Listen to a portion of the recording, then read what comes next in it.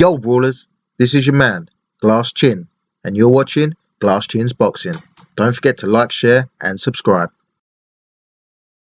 Yo Brawlers, it's just been announced that former unified heavyweight champion of the world and anti-Joshua conqueror, Andy Ruiz Jr. will be fighting Miami-based undefeated heavyweight contender Tyrone Spong, who is 14-0. This fight will take place on the 16th of July in Mexico, on the Thriller Fight Club card. The undercard is yet to be announced. Apologies for my lack of content this week.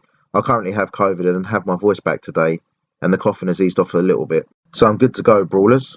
Spong, the 36-year-old veteran of combat sport, having fought in MMA and having close to 220 kickboxing bouts. Make no mistake, Spong is a legend in the kickboxing world. His 7-year boxing career hasn't been as successful, but he was previously scheduled to fight Usyk 3 years ago, but Chaz Witherspoon got the fight instead, due to Spong failing a drugs test. Spong claims his innocence to this day. Sorry, Brawlers, I had to steal a quote from Deontay Wilder. Unfortunately, the global pandemic that I'm now a victim of, about to miss out on the bank holiday weekend, has kept Spong from staying active in boxing. Well, I should count my blessings that I'll be out of isolation with plenty of time to go before the Fury vs White fight at Wembley. My first thoughts on this fight: I didn't hate it originally. I was expecting to see Ruiz versus Luis Ortiz, but I understand that Ruiz, after a year out of the ring, may feel he needs a tune-up first. So fighting a 14-0 fighter who has knocked out 13 of his boxing opponents isn't the end of the world in terms of tune-ups.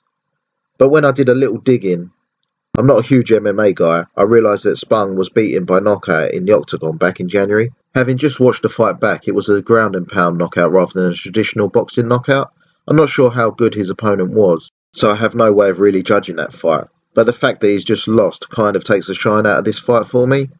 Second problem was, this is pay-per-view, which this is clearly isn't a pay-per-view fight.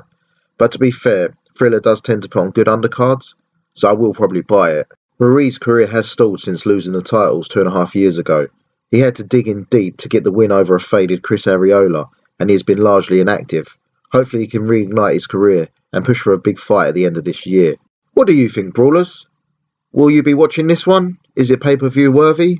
Can Ruiz Jr. get back into the world title scene? Let me know your thoughts in the comments section. And as always, Brawlers, don't forget to like, share and subscribe, and I'll see you on the next video.